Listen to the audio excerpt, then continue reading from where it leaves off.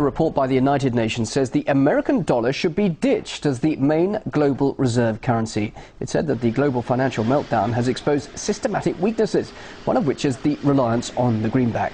It also found that developing countries have been hit by the dollar's loss of value in recent years. A number of states, including Russia and China, have repeatedly called for a new reserve currency system. The UN has now suggested using a basket of currencies for this purpose. London-based markets strategist Nick Parsons believes it's only a matter of months before the dollar will start to go down. It's not going to change overnight, but we have seen it's been chipped away inexorably over the course of the last 2 decades. For the last 25 years, the dollar has been losing value.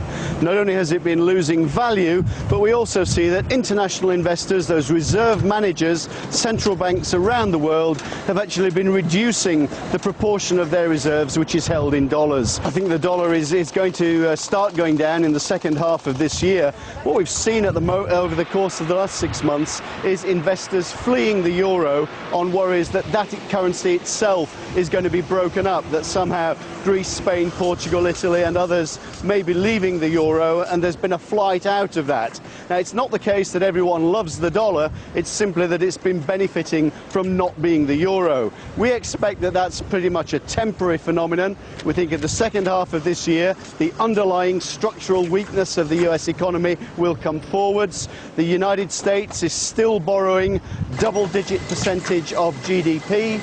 We've got the midterm elections in November, which we think may leave President Obama pretty much exposed. And the jobless situation just simply doesn't get better. And we think that investors' attention is going to switch onto the negative side of the dollar in the second half of this year, away from looking at the negatives for the euro, which it's done in the first half. I think we're going to move to a world which is effectively pegged to SDRs. Now, SDRs may sound very obscure and esoteric. SDRs are essentially the currency which the IMF uses. It's a composite currency, it's a basket, it's a virtual currency, if you like.